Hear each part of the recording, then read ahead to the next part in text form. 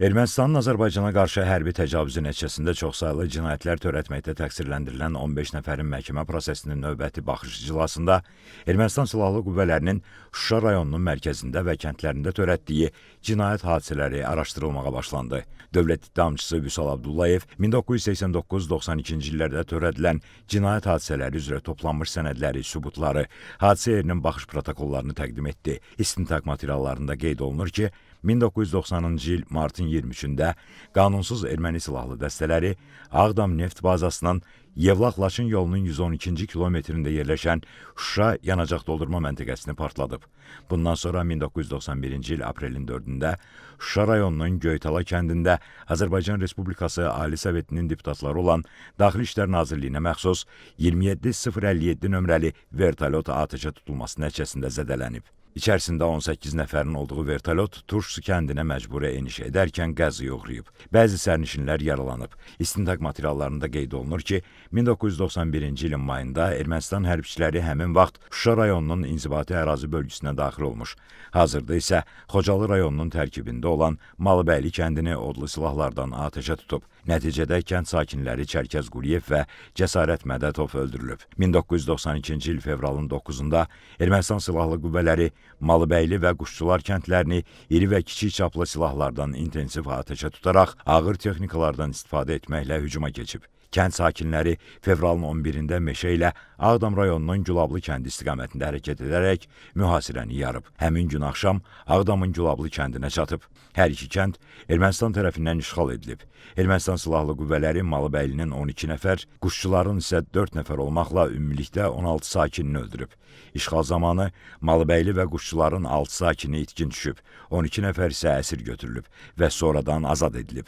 Bundan başqa 1991-ci ildən 1992-ci il fevralın 11-nədək olan müddətdə Ermənistan Silahlı Qüvvələri tərəfindən odlu silahdan atəş açılması nəticəsində Malıbəylinin 31, Quşçuların 43 sakini müxtəlif dərəcəli bədən xəsarətləri alıb. Ermənistanın kəndləri işğal etməsi nəticəsində Malıbəylinin 400, Quşçuların 110 sakininin əmlakına ziyan dəyib. Baş prokurorluğun dövlət ittihamının müdafiəsi üzrə idarənin şöbə rəisi Nəsir Bayramov isə Ermənistan Silahlı Qüvvələrinin Şuşa şəhərində törətdiyi çoxsaylı cinayət faktları üzrə həmin vaxt toplanmış sübutları, sənədləri, hadisə yerinə baxış protokollarını təqdim etdi. Belə ki, 1991-ci ildə Şuşa şəhərinin Xankəndi şəhəri və Topxana meşəsi ərazisindən raket, pulemyot və digər silahlardan atəşə tutulması nəticəsində yaşayış evlərinə, xidmət, sosial və iaşə obyektlərinə ziyan vurulub. Bəzi binalar yararsız vəziyyətə düşüb. 1991-ci il dekabrın 26-sında Füzuli rayon sakini Çingiz Hacıyevin idarə etdiyi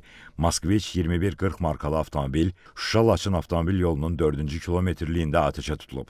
Nəticədə avtomobildə olan sərnişinlər Süleyman Abbasov, Kəmal Abbasova, Coşqun Abbasov və Şamayıl Rüstəmova öldürülüb. Bundan başqa 1992-ci il yanvarın 18-də Şuşa-Laçın şose yolunun 4-cü kilometrliyində elektrik xəttinin dirəyi Ermənistan Silahlı Qüvvələri tərəfindən partladılıb. Milis işçiləri Malik Əsədov və Bəxtiyar Əliyev qətlə yetirilib. Rayonun Nəbilər kəndində 9 yaşayış evi yandırılıb. 1992-ci il yanvarın 28-də isə Ağdam rayonundakı aeroportdan havaya qalxaraq Ağdam-Şuşa reysi üzrə uçuşa başlayan Azərbaycan Respublikasına məxsus Azal Mülki Aviasiya konserninin 1008 markalı sərnişin helikopterinin Xankəndi şəhərinin Kərkicahan kəndi ərazisindən Ermənistan Silahlı Qüvvələri tərəfindən raketlə vurulması və vertolyotun Şuşa rayonunun Xəlfəli kəndindən Qaybalı kəndinə gedən torpaq yola çırpılaraq partlaması nəticəsində 3-ü ekipaj və 39-u sərnişin olmaqla 42 nəfər öldürülüb. Sonra adları çəkilən şəhər və kəndlərin sakinləri baş vermiş cinayət hadisələri üzrə zərər çəkmiş şəxs qismində ifadə verdilər.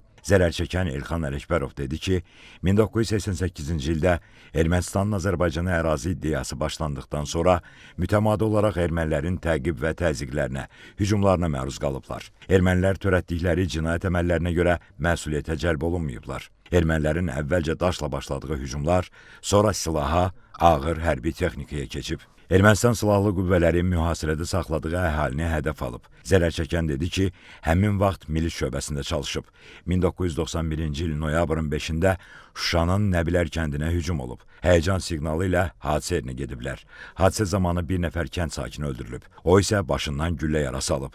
Sonra milis şöbəsini artilleriya ilə vurublar. 2 nəfər şəhid olub, 2 nəfər isə yaralanıb. Kənd yollarındakı avtomobillər, yaşayış evləri mütəmadi ağır silahlarla atəşə tutulub. Şuşa dörd bir tərəfdən mühasirədə olub.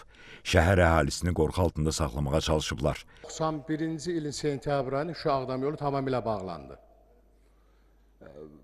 Bizim bir çıxış yolumuz vertolyot, helikopter vasitəsilə Cıdır düzündən tək biz yox ha, Laçın, Kəlbəcər, Qubadlı, daha tez getmək istəyən adamlar Şuşa-Laçın yolundan gəlirdilər Şuşaya. Bu son vaxtlar bu Cıdır düzündə vertolyotları Topxana istiqamətindən atəş açırdılar. Baş prokurorun böyük köməkçisi Vüsal Əliyevin suallarına cavab olaraq zərər çəkmiş şəxs bildirdi ki, həmin vaxt düşmən toplarla xəstəxanaya atəş açıb. Ağır raketlərlə edilən hücum nəticəsində mülki şəxs Füzuli Fərhadov evində öldürülüb. Baş prokurorun xüsusi tapşırıqlar üzrə köməkçisi Tuqay Rəhimlinin suallarını cavablandırarkən zərər çəkən dedi ki, 1992-ci il mayın 8-də məcburi şəkildə Şuşanı tərk edib. Məhkəmə prosesində Google Earth tətbiqinin imkanlarından istifadə edilməklə dövlət ittihamını müdafiə edən prokurorlar zərər çəkmiş şəxslərə suallar ünvanladı. Belə ki, suallar əsasında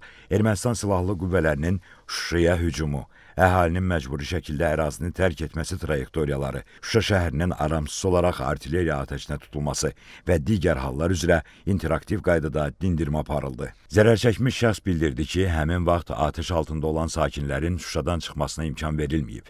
Mülki əhali çox böyük çətinliklə məcburi şəkildə Şuşanı tərk edib.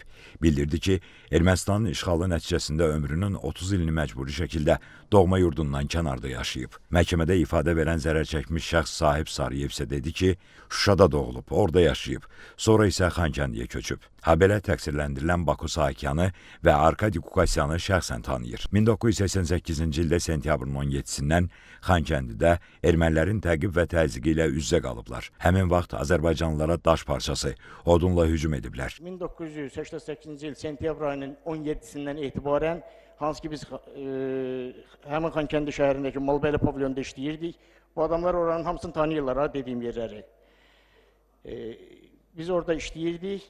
88-ci ilin sentyabrın 17-sində bunlar əllərində daş parçaları, odun parçası, dəmir parçası və ilaxır.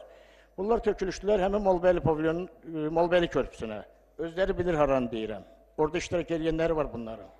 Livanda, Suriyada, Kanadada, Fransada, həmçinin Xankəndidə yaşayan imkanlı ermənilər Daşnaq Partiyasına pul köçürürdü. Dövlət ittihamçıları Fuad Musayev və Vüsal Abdullayevin suallarını cavablandıran zaman zərər çəkmiş qeyd etdi ki, Xankəndidəki ermənilərə müxtəlif ölkələrdən pul göndərilirdi və onlar toplaşıb Azərbaycanlılara qarşı planlar qururdular. Sahib Sarıyev dedi ki, vəziyyət daha təhlükəli xarakter alanda məcbur olub Şuşaya qayıdıblar. 1992-ci il mayın 8-də gecə saatlarında Şuşa 4 tərəfdən artilleriya atəşinə tutulub. Şəhər od tutub yanıb. Şəhərə 3 dəfə ardıcıl hücum olub. İkisində düşmən niyyətinə çata bilməyib. Üçüncüdə Şuşa işğal olunub. Zərər çəkən İlham Həsənov dedi ki, Şuşa işğal olunanda qardaşı Rövşən Həsənov itkin düşüb. İndiyədək ondan heç bir xəbər yoxdur. 1992-ci il mayın 7-sindən 8-nə keçən gecə Şuşaya bütün istiqamətlərdən hücum olub. Ermənistan Silahlı Qüvvələri şəhəri raket atəşinə tutub. Ayın 7-sindən 8-də keçən gecə saat 2-dən Şuşa şəhərini bombardıman eləyiblər. Hər bir tərəfdən bombalar Şuşaya yağış kimi yağırdı. And olsun Allaha, çölə çıxmaq, ya bir posta getmək, ya bir yerə getmək qeyri-mümkün idi. Neçə saat onlar Padriyat şəhəri bombalayandan sonra səhərə yaxın şəhərə girmişdilər. Həmin vaxt Şuşada elektrik enerjisi olmayıb. Mayın 8-də şəhərdə çoxlu sayda yaralılar və meyitlər olub. Həmin gecə 20 nəfər itkin düşüb və onlardan indiyədək xəbər yoxdur. Zərər çəkən Hikmət Zeynalov dedi ki, onun yaşadığı ev 1992-ci ildə Ermənistan Silahlı Qüvvələrinin atəşi nəticəsində dağılıb. Mənzili əşyaları ilə birlikdə yanıb.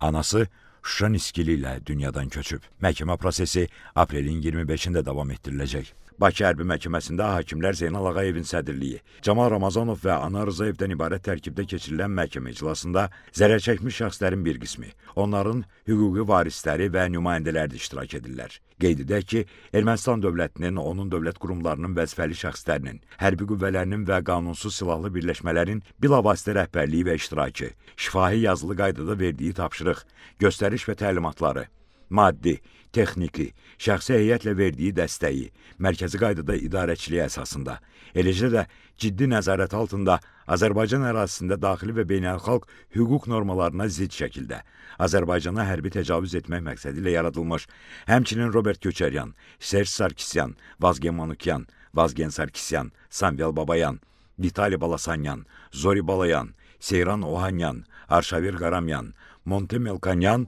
və digərlərinin rəhbərliyi, bilavasitə və dolayı iştirakları ilə Ermənistan dövləti, o cümlədən sözügedən cinayətkar birlik tərəfindən aparılan təcavüzkar müharibənin gedişində törədilmiş çoxsaylı cinayət faktlarına dair cinayət işi üzrə 15 nəfər erməni əsilli təqsirləndirilən şəxs ittiham edilir.